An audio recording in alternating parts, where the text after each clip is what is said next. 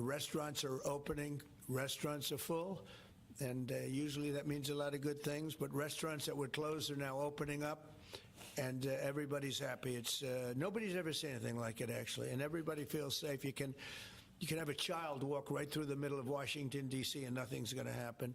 We were losing more than one person a week in Washington. They're being killed on an average of over one a week. The Make D.C. Safe Task Force has been incredible.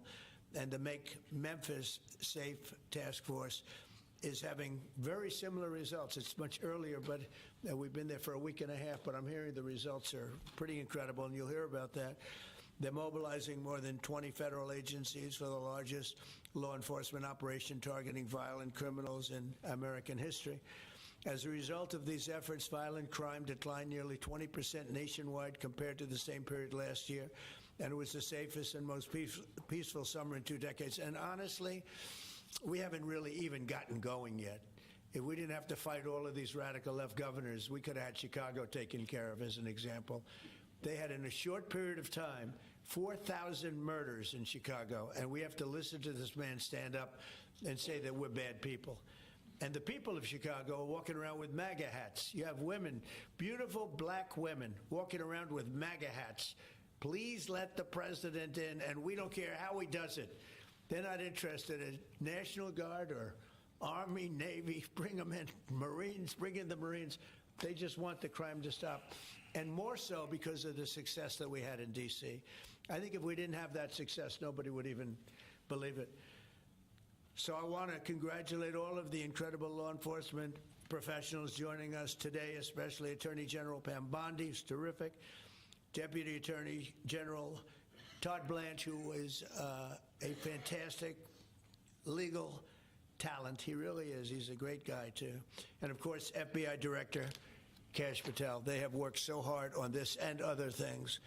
Since the start of the administration, the FBI has arrested over 23,000 violent criminals, more than double the number arrested in the final year of the Biden disaster. The FBI has also destroyed or severely disrupted more than 170 organized criminal enterprises and gangs, 1,600 of the most violent gangs, and confiscated over 6,000 illegal firearms. And they've tracked down and arrested 4 fugitives on the most wanted list. 4 of the most wanted. Actually, 2 of them were the most wanted fugitives in the world. There's still much more work to be done, which is why the FBI continues to work alongside the Department of Justice, the Department of Homeland Security, and the Department of War to defend. And Pete Hegseth has been fantastic, by the way, on this too, on other things, but on this too, to defend law and order and combat violent crime, arrest illegal aliens, and make American cities the safest in the world. And when I campaigned, I talked about crime, but I never knew that we were going to get into it like we did. You know, I mean, I used to watch these cities with the murders. Chicago recently had one deal where they had 11 murders in one weekend, and they said, well, yeah, but it was a holiday weekend. They actually told me that was the reason, like it was okay because it was a holiday. It was Labor Day. These people are the worst. They are. They really have to. They better. I tell you what, the people in Chicago and the people in places like that could be fixed. At some point, it gets to where you can't fix it anymore. It's too far gone. And we have some cities like that. But these are great cities that can be fixed. I'm going to be strongly recommending, at the request of government officials, which is always nice, that you start looking at San Francisco. I think we can make San Francisco. There's one of our great cities 10 years ago, 15 years ago, and now it's a mess. And we have great support in San Francisco, so I'd like to recommend that for inclusion, maybe in your next group. You'll get great support. Every American deserves to live in a community where they're not afraid of being mugged, murdered, robbed, raped, assaulted, or shot. And that's exactly what our administration is working to deliver. I didn't realize I was going to make this such a big factor in the administration. I didn't really campaign. I campaigned on crime, but I never thought we'd go into every city and take a really safe city that we've all been living with for years and make them safe. And now it's like a passion for me, and it's a passion for the people behind me. So I didn't get elected. I did get elected for crime, but I didn't get elected for what we're doing. This is many, many steps above. And I want to thank Stephen Miller, who's right back in the audience right there. I'd love to have him. I love watching him on television. I'd love to have him come up and explain his true feelings, but maybe not his truest feelings. That might be going a little bit too far. But Stephen, thank you for doing an unbelievable job. And the people of this country love you, I'll tell you, and they love what you say about crime and stopping crime. So now I'd like to ask Director Patel to say a few words, and then Pam and Todd also. And I just want to congratulate them. This is an amazing thing, and we're just at the start. We're going to go into other cities that we're not talking about purposely. We're getting ready to go in.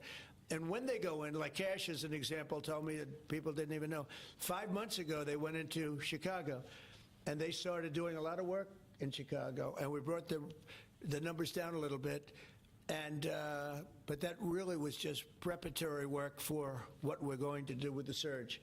We're going to have a surge of strong, good people, patriots, and they're going to go in, they straighten it all out. So a lot of these cities we're already working on, but we don't do it with a big flavor. But in a little while, you're going to see some numbers that you're not going to believe. And I think you'll probably start with Memphis, because I'm hearing the numbers are much quicker than we even thought possible. But again, D.C. it speaks for itself. Chicago is going to be okay. We're going to save Chicago. And I told you, and I told them, a very respected man, the head of the Union Pacific, said, "Sir, save Chicago. It can be saved." And the way he said it, it was like, can you believe it? We're trying to save Chicago. But I understood exactly what he wants, and that's what we're going to do. We're going to save all of our cities, and we're going to make them essentially crime-free, like other countries have crime-free. If you go all over the world, you go to the world, you hear Afghanistan and you hear all these different places. Our crime in certain cities is worse than anything they can even imagine. And we're not going to have that any longer. It's going to stop, and it stops right here. Cash, please. Thank you, Mr. President. What I'd like to do is just highlight some of the outstanding work that the men and women of the FBI have been doing. Thanks to your brave leadership and the mandate you were given by the American people to not only defend the homeland but crush violent crime, you tasked us with our great partners at the Department of Justice and the Attorney General and the Deputy Attorney General to start making arrests and bring prosecutions and safeguard our cities. And you said it, this is just the beginning. In just 7 months, I hope the media takes a look at every one of these charts, because these are the best numbers for fighting crime in U.S. history, and it's only 7 months in. And to do that, our vehicle to do it of choice was Operation Summer Heat, which the FBI architected to go after violent criminals. And in just a 3-month span, you had 8,700 arrests of violent criminals. You had 2,200 firearms seized off the streets permanently to safeguard our communities. You had 421 kilograms of fentanyl seized. Just to put that in perspective, that's enough to kill 55 million Americans alone. You had 45,000 kilograms of cocaine seized, and thanks to our Department of Justice partners, you had 2,100 indictments in 3 months, from June to September alone. Mr. President, that in and of itself would be historic for a 4-year presidency. You did that in 7 months because you let good cops be cops, and you partnered us with the right people at the Department of Justice to put the handcuffs on and bring them to court and put them in prison. And if that weren't enough, when you look at the year, for the entire 7-month period that we're talking about here, if you look at the past 4 years of the Biden administration, 16,000, 17,000, 15,000, 15,000. That's the number of arrests year over year of violent felons in this country for the Biden administration. Mr. President, in 7 months, you have 28,600 arrests of violent felons in just 7 months alone, because of your leadership and the dedication of the men and women at the FBI who want to go out there and do the job they were prevented from doing because that department used to be weaponized and politicized. And this is what happens when you take out the fangs of weaponization. This number is historic by every metric. 28,000 people have been arrested, violent felons alone. And then when you go over there and look at some of these charts, if you don't mind, I'll just hop over here. Look at the metrics for not just violent crime, but the homeland. Mr. President, during your administration, the FBI has found and located 5,400 children. That is a 30% increase year to date over the last administration. Violent crimes against children arrests alone are up 10%.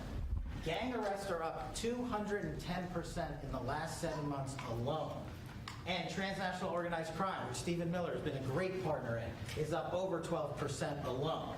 These numbers are historic just as a snapshot. But just so people don't think we're focusing on violent crime alone, the national security mission, Mr. President, under your leadership has never been stronger. We have gone after espionage activities against our main counterparts in China, Russia, and Iran. In China alone, we've had over a 50% increase in espionage arrests alone and prosecutions. In Iran, we have had a 50% increase, again, in espionage cases.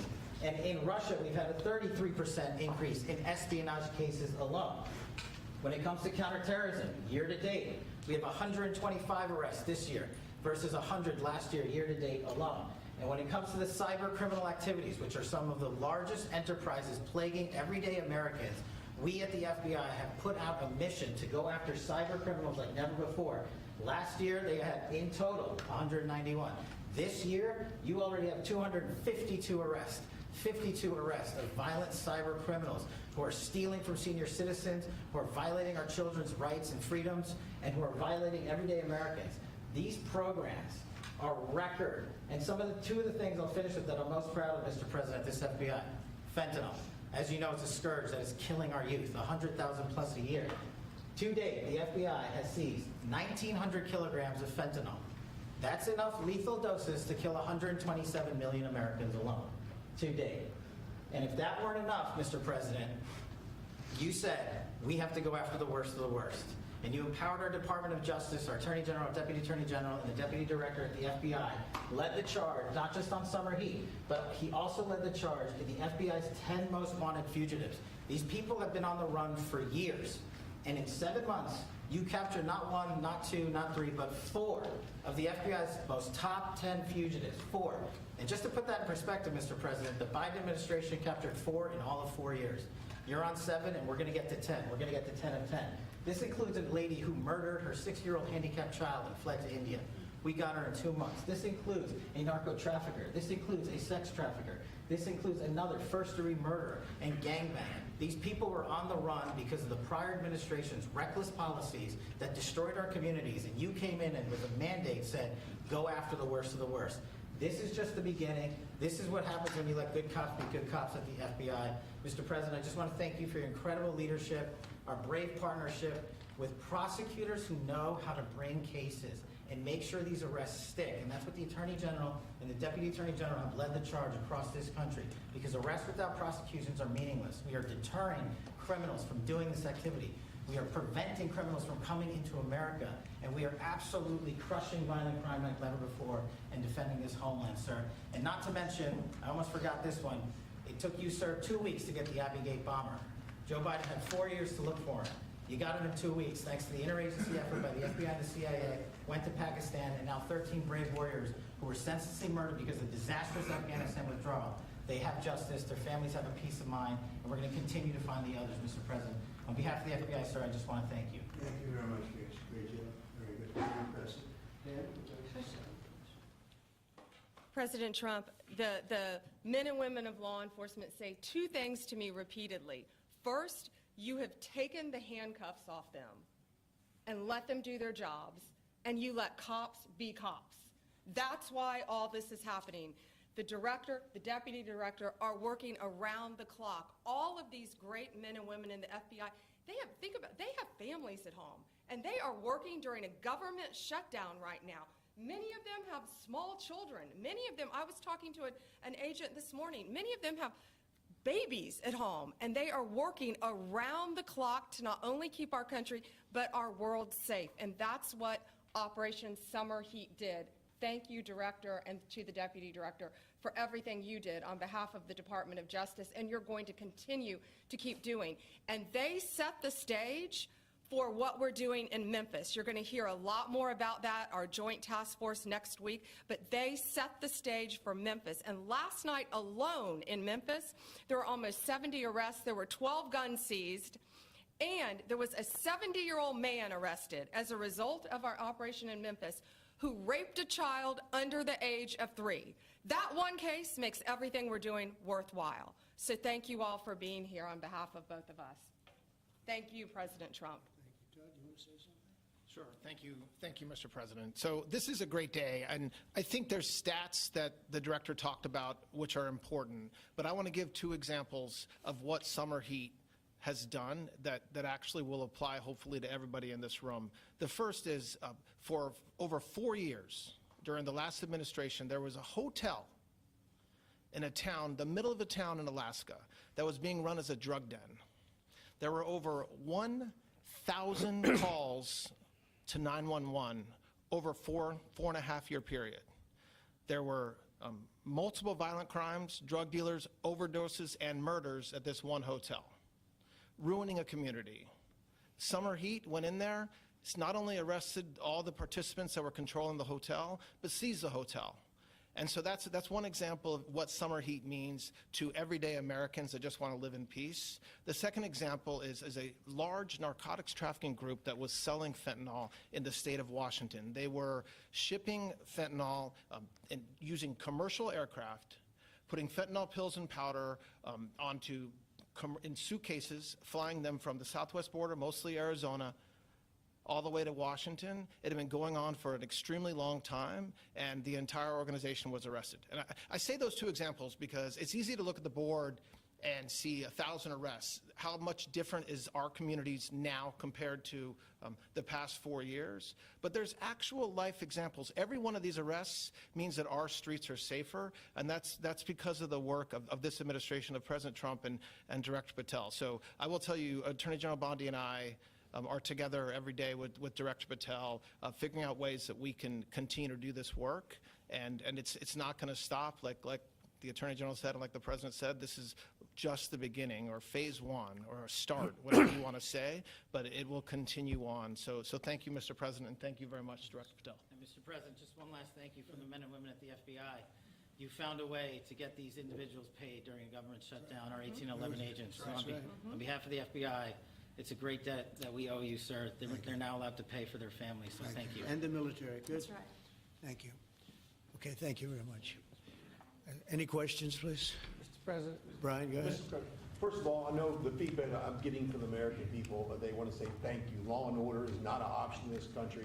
It's a mandate. So I know the American people thank you for that. In terms of the guns that have been taken off the street, do you have a number of how many guns were taken away from someone that had a prior felony or a previous crime that perhaps we can prosecute that? Because I know that wasn't the case under Joe Biden. We don't take guns off the streets of people that are allowed to have guns.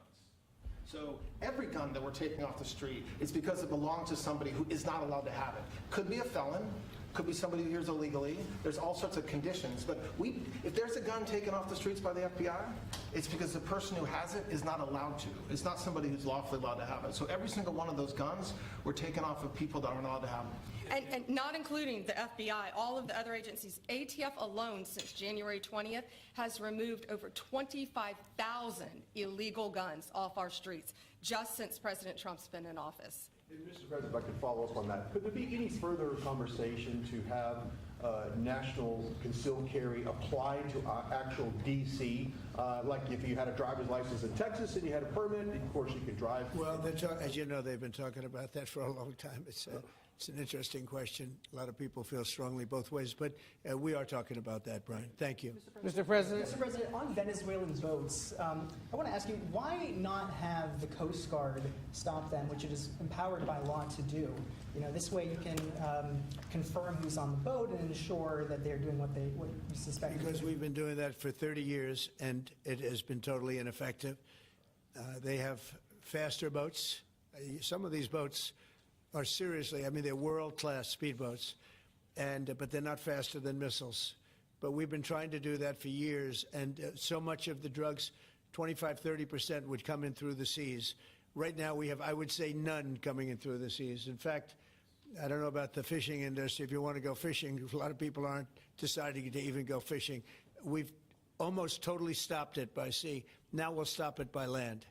What's the next But step? it never worked. It never worked when you did it in a very politically correct manner.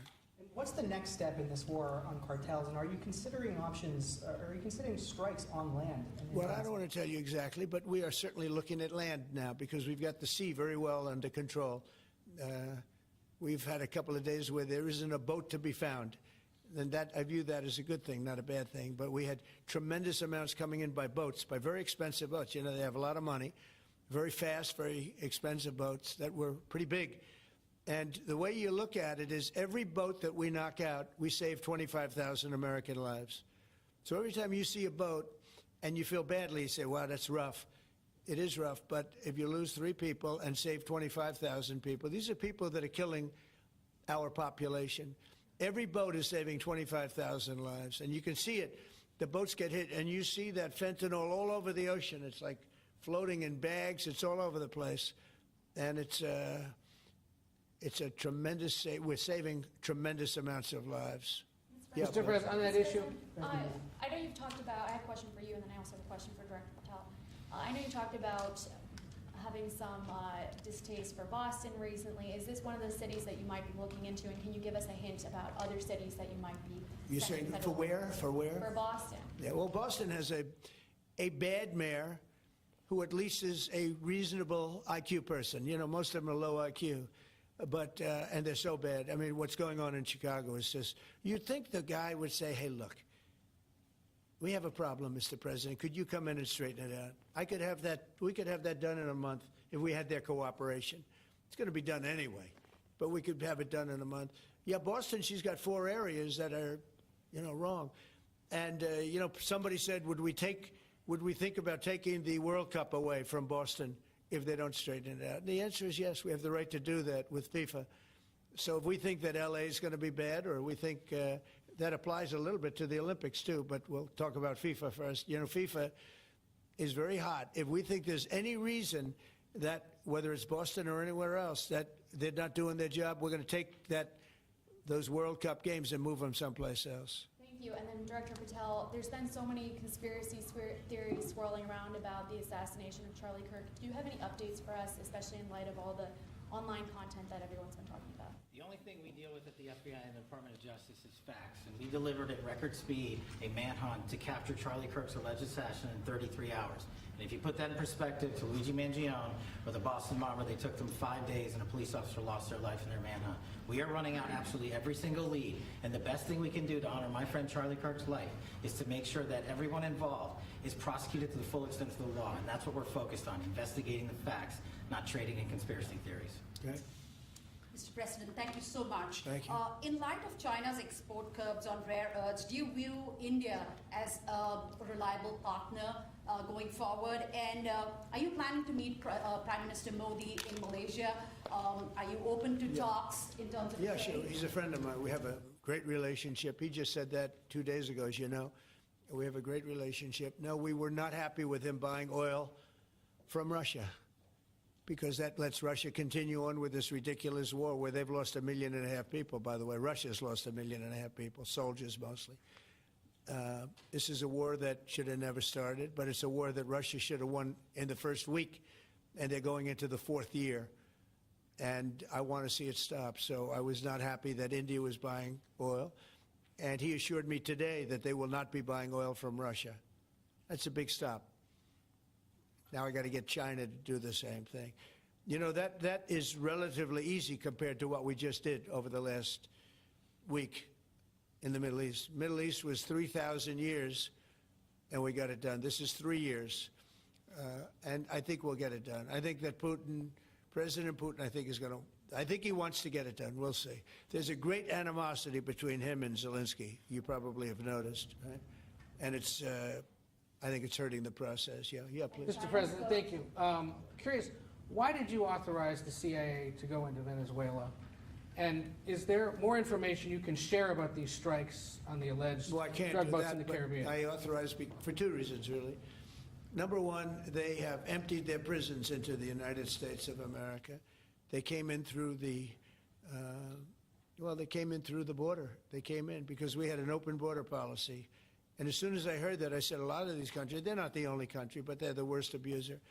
And they've entered they've allowed thousands and thousands of prisoners, mental institution, people from mental institutions, insane asylums, emptied out into the United States. We're bringing them back, but that's a really bad, and they did it at a level that probably not, many countries have done it, but not like Venezuela. They were down and dirty. And the other thing are drugs. We have a lot of drugs coming in from Venezuela. And a lot of the Venezuelan drugs come in through the sea, so you get to see that. But we're going to stop them by land also. Does the CIA have authority to take out Maduro? Oh, I don't want to answer a question like that. That's a ridiculous question for me to be given. Not really a ridiculous question, but wouldn't it be a ridiculous question for me to answer? But I think Venezuela is feeling heat, but I think a lot of other countries are feeling heat too. We're not going to let this country, our country, be ruined because other people want to drop, as you say, their worst. They have given us their worst. They've loaded up our country with prisoners, with mentally ill people that are seriously ill, criminally ill, and we're not going to take it. And so, I mean, it's just one of those things. And I can tell you, we've taken care of the sea. There's nobody, and we're watching. We're watching. And if we see it, we'll save it. Yeah, please. Well, on the ships, though, sir, there are Republicans and Democrats up on the Hill concerned that in the briefings they've gotten about those attacks, they're not necessarily getting information about who was on them and what exactly was on those ships. Can you ensure that at least lawmakers will be told that? But they are given information that they were loaded up with drugs, and that's the thing that matters. When they're loaded up with drugs, they're fair game. And every one of those ships they're not ships, they're boats, they're speedboats. They're extremely fast, record-setting type speedboats. They cost a lot of money, and they have a lot of money because they're drug sellers. But they know one thing, and they all have the same thing in common.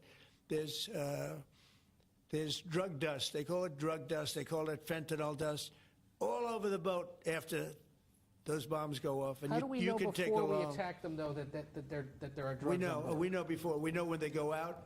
We know we have much information about each boat that goes out. Deep, strong information. Yeah, please.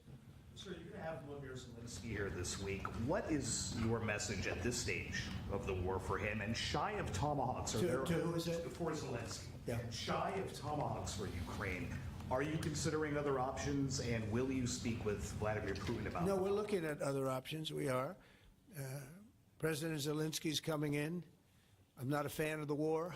I'm not a fan of the way it started. It should have never happened. It wouldn't have started if I were president. The election was rigged. And because of that, we lost a lot of lives have been lost because of that war. Not American lives, but if I can save a lot of lives, that's why I'm in it. I want to save lives. I've had 8 wars. The Prime Minister of Pakistan got up the other day, said so beautifully, he says, you saved millions of lives. He told that to a group of people right in this office. He said the president saved millions of lives. And I think what he's referring to is the fact that that would have been with India, nuclear war. That was getting very close. You know, 7 planes, they don't talk about it, but 7 aircraft were shot down. In fact, we have the new ambassador to India right here. They're well represented. You better represent us, not them, okay? Yeah. But Sergio's going to do a great job. He's going to do a great job. But, no, we'll be talking about the war with him, and we'll be talking about, I mean, they want to go offensive. I'll make a determination on that, but they would like to go offensive, you know that, and we'll have to make a determination. President, given you have the FBI Director and Attorney General here today, Jim Jordan has asked Jack Smith to appear at the House Judiciary. You mean deranged, Jack? He's a deranged individual, yeah? He's asked him to... Well, they should. I'm surprised it takes so long. You know, we're talking about violent crime. What about the crime against a political opponent? That's what we have to talk about, too. Jordan would like to understand the full extent to which the Biden-Harris Justice Department weaponized federal law enforcement. What do you think the committee will find out, Mr. Smith? I think it was the worst weaponization of a political opponent in the history of the world, let alone this country. And I hope that everybody's, you know, they're involved in it. I'm not. I'm the one that had to suffer through it and ultimately win. But what they did was criminal. Deranged Jack Smith, in my opinion, is a criminal. And I noticed his interviewer was, I think that was Weissman. And I hope they're going to look into Weissman, too. Weissman's a bad guy. And he had somebody in Lisa, who was his puppet, worked in the office really as the top person. And I think that she should be looked at very strongly. There was tremendous criminal activity having to do. If we don't have fair elections in this country, we're not going to have a country. And I've said it from the beginning, fair elections and borders. And we need also fair press. Because if you don't have fair press, it's very tough. And We've got the strongest border of anybody. Nobody has a border. We have a border where the numbers just came out again. You saw 0 people came in illegally. Now, we do take people into our country legally, but 0 people. But, you know, you're talking about a different subject. You're talking about political crime. They have committed massive political crime. I hope they're looking at Shifty Schiff. I hope they're looking at all these people. And I'm allowed to find out. I'm allowed to, you know, I'm, in theory, the chief law enforcement officer. But I have a very good, talented group. This is about something else. But I hope they're looking at political crime, because there's never been so much political crime against a political opponent as what I had to go through. They raided my house in Florida. It was an illegal raid. I have a lawsuit that was doing very well. And when I became president, I said, I'm sort of suing myself. I don't know. How do you settle the lawsuit? I'll say, give me X dollars, right? And I don't know what to do with the lawsuit. It's a great lawsuit. And now I won. It sort of looks bad. I'm suing myself, right? So I don't know. But that was a lawsuit that was very strong, very powerful. They raided illegally my house in Florida, Mar-a-Lago. They went through the drawers of my young son. They went through all of the cabinets and drawers of the First Lady. She walked in, she said, wow, what happened? Because she's very meticulous, and this wasn't so meticulous. As she looked into the drawers and she saw everything a mess. What they did against a person that just got out of office. And then you look at these corrupt people. You look at Hunter Biden. You look at the signature. As an example, the Europen. I just signed so many different things. An admiral, a 4-star general. I'm signing them left and right, the commissions. And by the way, I want to compliment John Thune and also Mike, our great speaker. But John Thune, all of a sudden, I'm getting these things by the hundreds. I was getting one every 2 weeks. It would have been 4 years before you got them in more. You would have had some that didn't even get in, all because of Democrat obstruction. So John Thune did a great job. I must have signed 200 into the administration. We're just about caught up. It's amazing. And so compliments to John. He had to do some things that were very tough to do that he didn't want to do, but he was forced to do it by the Democrats. And as far as the shutdown's concerned, this is a Democrat Schumer shutdown. And he's trying to do it to get relevance back into the party because he's a loser. I've known him all his life. He's always been sort of a loser, but an intelligent one.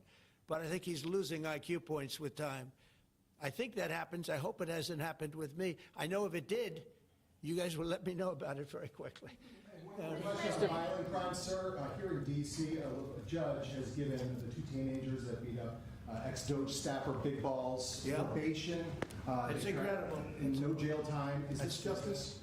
Jeanine Pirro is doing a fantastic job, and she is beside herself because you have these radical left judges that they beat the hell out of this guy. And there was many people against this one guy who was really trying to protect his girlfriend. He didn't want to hood it over the door but they really beat him up badly. That just happened, right? Wow, that's terrible. I think the judge should be ashamed of himself. That's a big problem. You know, they can do their job, and then they go into a court, and the people are protected by these, I don't know where they come from. Where do these people come from? Where do the judges come from? I want to compliment on behalf of Pam and Todd and all of us because, Cash, I think that Jeanine has done a fantastic job. And the case I heard was like flawless. It's a flawless case. They have them on tape. They have everything. And then a judge gives them a little probation. These are rough guys. And they're young. And if that happens, they're going to grow up. They're going to be real bad. They're going to cause a lot of problems. Yeah, please. Go ahead. So, Sergio Gore has just gotten back from India. What were the conversations like with Prime Minister Modi and the other? I think they were great. He reported to me that he's a great man, you know. Modi is a great man. That he loves Trump. Now, I don't know if the word love, I don't want you to take that any different. I don't want to destroy his political career, okay? But you have to understand, I've watched India for years. It's an incredible country. And every single year you'd have a new leader. I mean, some would be in there for a few months. And this was year after year after year. And my friend has been there now for a long time. And he's assured me there will be no oil purchased from Russia. I don't know, maybe that's a breaking story. Can I say that? Would you say? There will be no oil. He's not buying his oil from Russia. It started. You know, you can't do it immediately. It's a little bit of a process. But the process is going to be over with soon. And all we want from President Putin is stop this. Stop killing Ukrainians and stop killing Russians, because he's killing a lot of Russians. Again, it doesn't make him look good. It's a war that he should have won in 1 week, and he's now going into his 4th year. That does not make this big so-called war machine look good. But he could make a settlement. We're willing to settle. I thought we had a deal.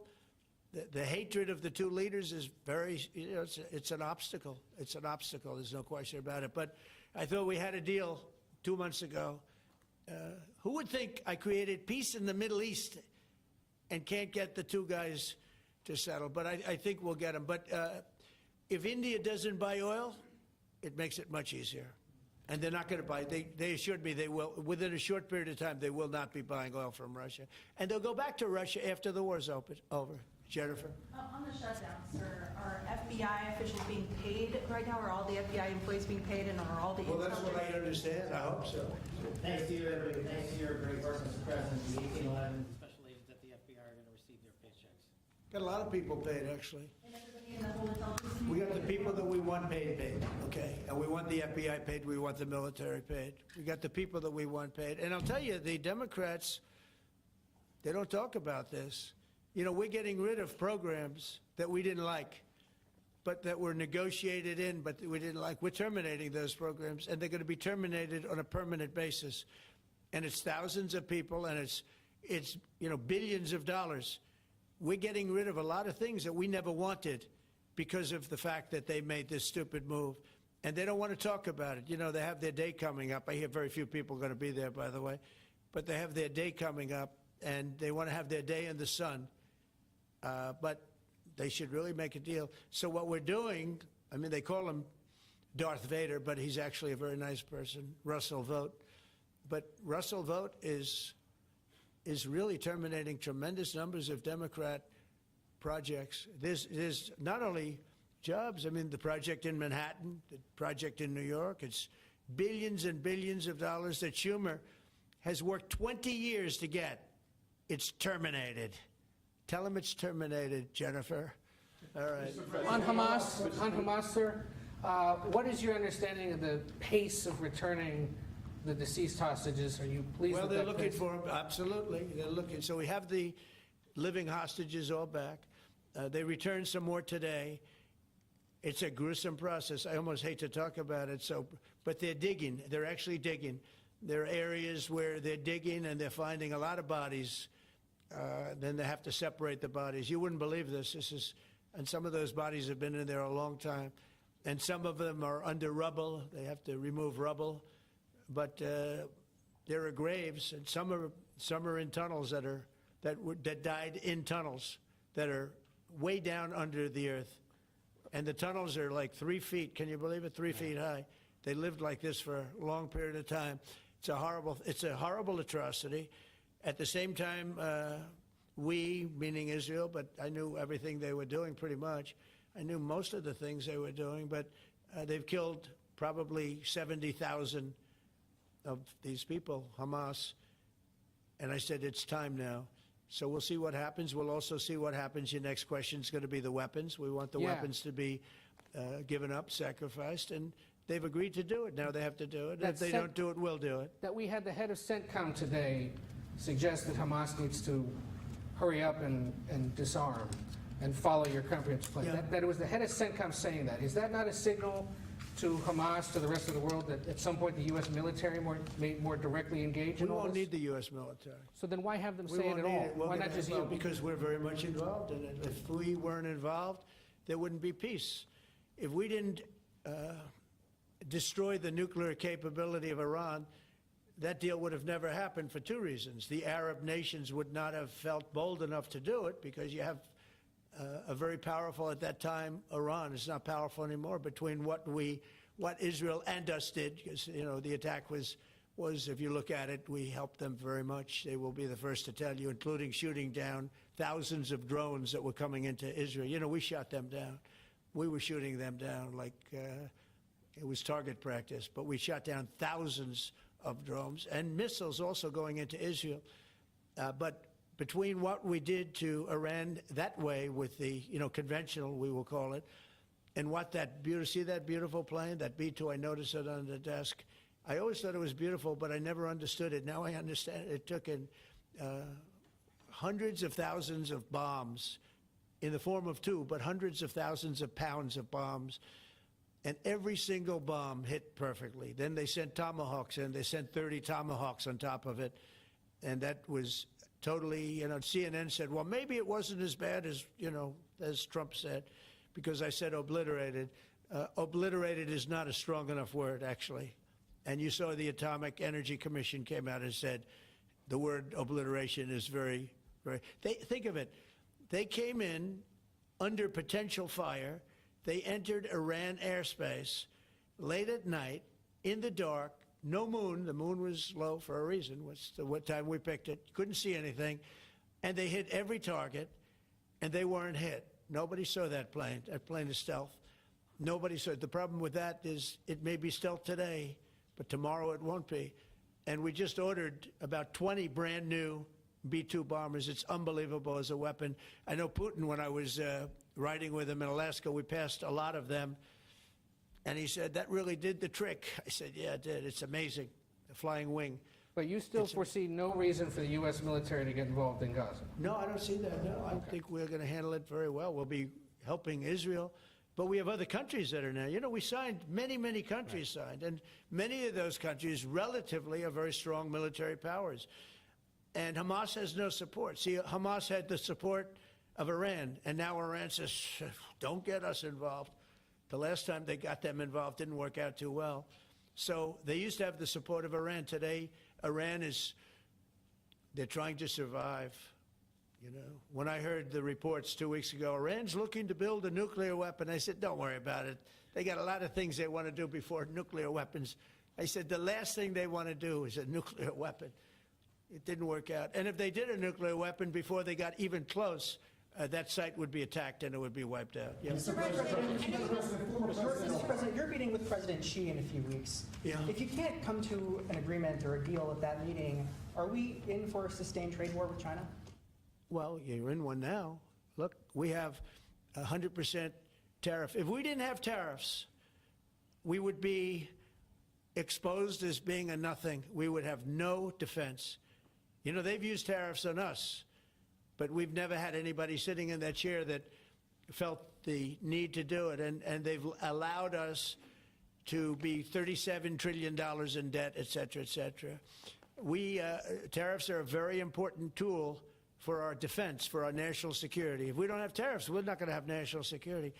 As an example, if you look at Pakistan and Iran, I told them I was in the midst of negotiating a trade deal with Iran, and Pakistan was going to be in line.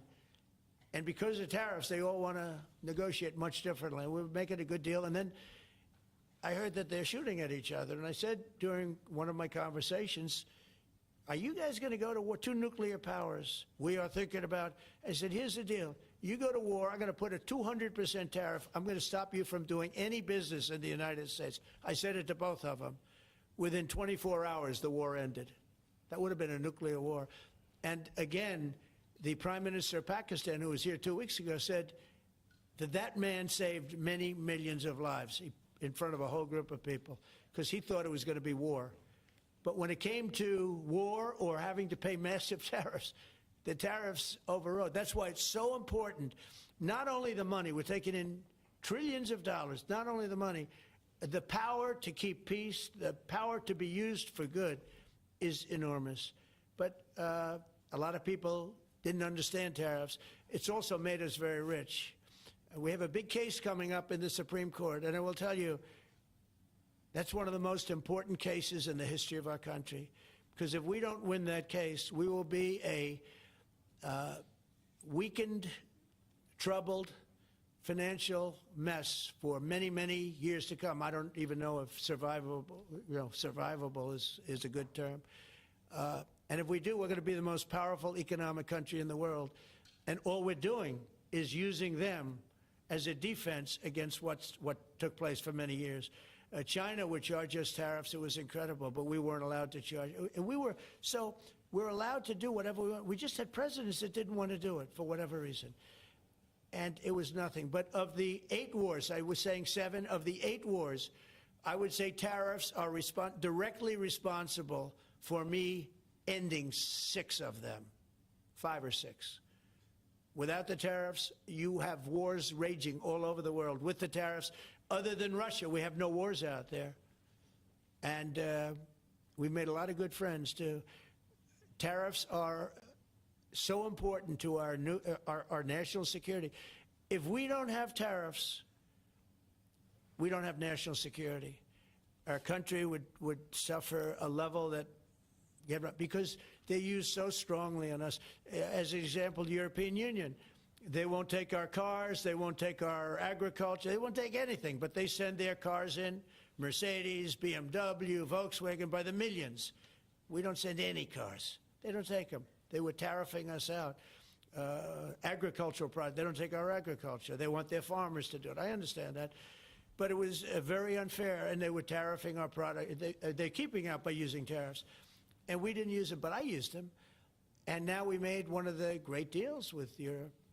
$650 billion they pay us, and we've evened it out. It's really a good thing to see. And you have to understand, they've all signed. Japan, South Korea.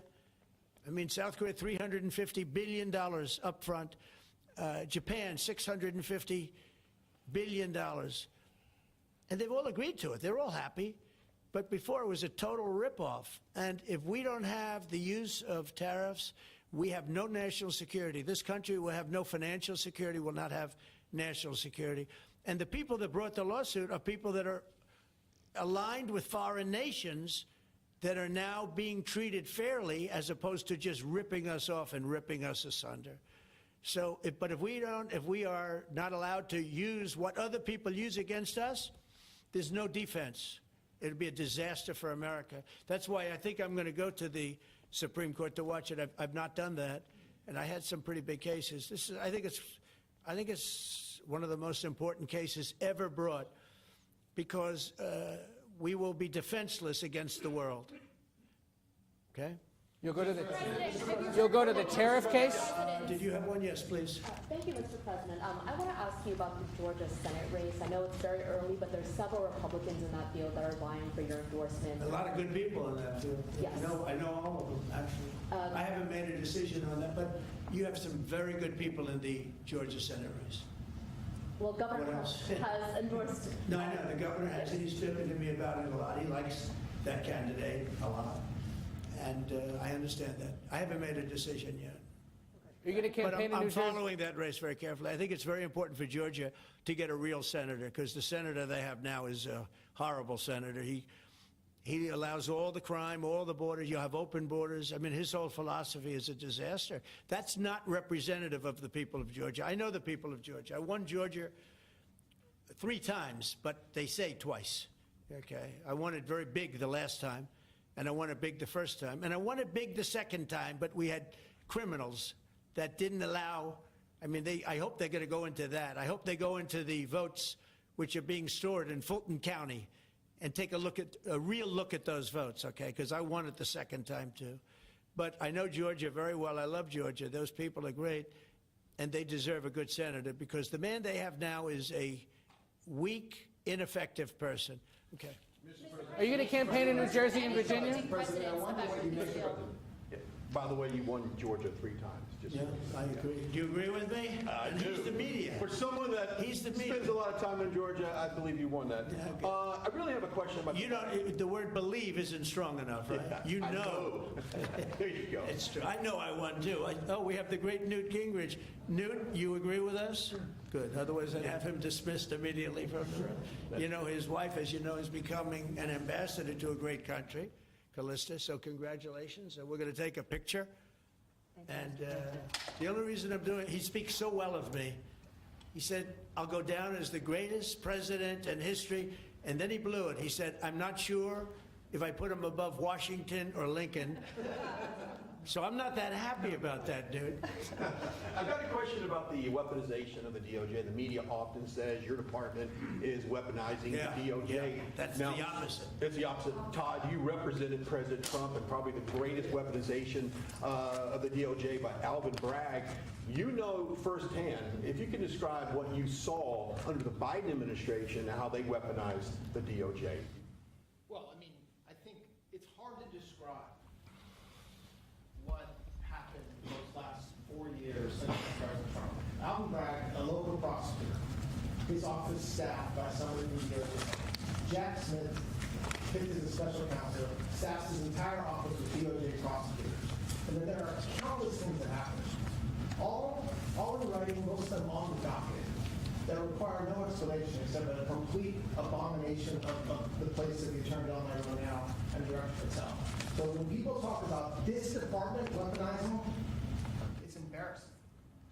Because there's no scenario in which you can look at what we're doing, restoring justice, doing the right thing in every single case, and say that that's weaponization, and yet remain eerily silent about what happened for the past 3 years. I mean, you read these articles and giggle, because it cannot be true that people really think that what they did to him, not once, not twice, I'm still counting 3, 4 times, but we're the ones that are weaponizing. So this man is not weaponizing the Department of Justice. We're not weaponizing the Department of Justice. It's the opposite. I mean, and also, nobody questions what I'm saying because it's true, because we all lived the past 4 years. So listen. They never want to bring up the details, but I watch the fake news, and oh, he's weaponized, and he wants to send them to prison. He wants all this. They indicted me like 5 times. I took a mugshot.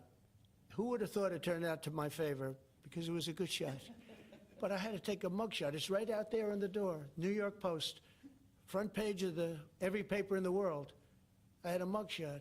They wanted to send me, nobody says that.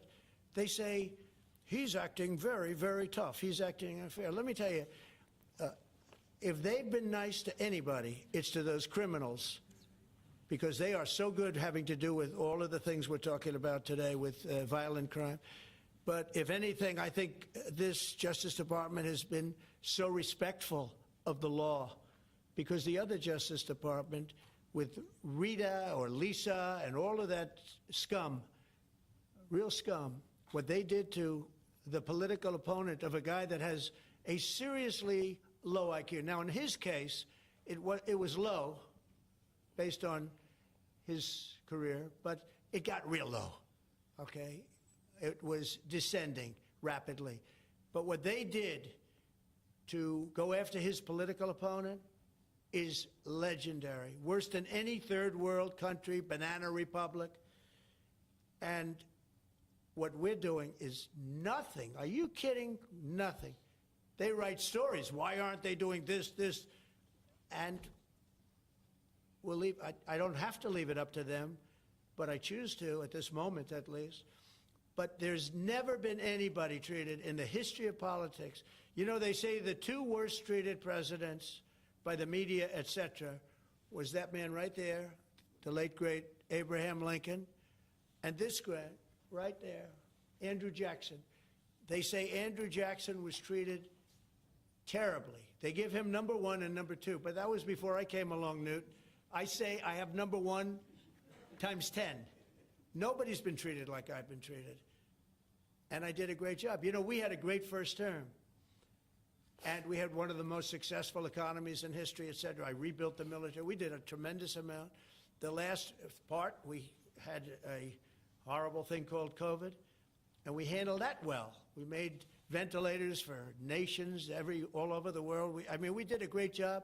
Probably never get credit for it. Look at the therapeutics, the Regeneron, all the different things, the vaccines, all the things we did. We did a great job, but we had to focus on that. But we had the best economy in the history of our country. We're blowing it away right now. Look at the stock market. It hit another all-time high today. That's 48 days out of the few days that I've served. 48 days have already hit record highs.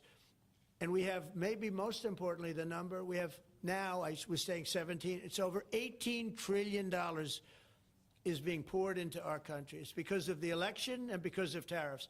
Without the tariffs, you wouldn't have probably 18 cents. It's because of the tariffs, because there are no tariffs if they build in our country. And they understand that. So we have medical companies coming over. We have the AI. We're dominating China in AI. Everybody said that's impossible. We're dominating. I'm letting these massive plants build their own electric generating plants. They're becoming utilities in addition to everything. Maybe they'll make more money with that. Who knows? But they're building their own electric because we have an old grid. You wouldn't be able to do that. And we're dominating China. We're dominating with AI, which seems to be the new big thing. That's the new internet. That's the new whatever. So we're very happy with the job we're doing. I'm very happy with the job they're doing. But when you tell me about attacking a political opponent, there's never been, and I'm a legitimate opponent. I watch my son. He's got the #1 best-selling book now. My son, Eric, he's a wonderful kid. That guy spent so much time with subpoenas. He got more subpoenas than anybody in the history of our country. Think of it. And he's an innocent, good boy. He's a good kid. He's always been a good kid. All of my children are good. They went through hell. My children went through federal grand juries on a hoax. Think of it. You have Adam Schiff and Hillary Clinton and others make up a hoax and then wanting to put, so they know it's a hoax, and they go before the press, say Donald Trump Jr. will go to jail because of what he's done with Russia. I'll never forget, I get a call from my son, Don, and he said, Dad, I'm being accused of something with Russia. I don't know anything about Russia. He didn't know anything about it. Think of it, how bad they are. They say he'll go to prison for the rest of his life. He knew nothing about it. On a hoax, the Russian hoax, Russia hoax, on a story that they made up. And they made it up in order to explain why Hillary Clinton lost an election that she lost by pretty good numbers. The second one, actually the second one was even better, but the third one, this one was too big to rig. It was just too big to rig. They would have rigged. They tried to rig it. But think of it. They want to send my children to jail, but they were after Don in particular. I'll never forget Adam Shifty Schiff, a total crooked guy, lying in Congress, making up a phone conversation that I have with you, totally made up. Then when he heard it was taped, he wanted to disappear.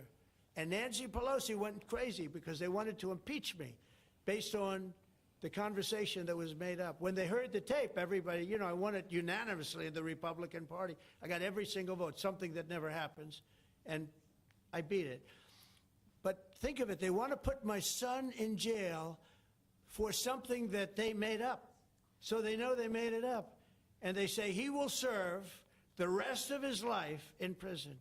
These are sick, bad people. And don't tell me about us going after them. If anything, we've been very, very soft. I wouldn't be that soft, I'll tell you that. Thank you very much, everybody.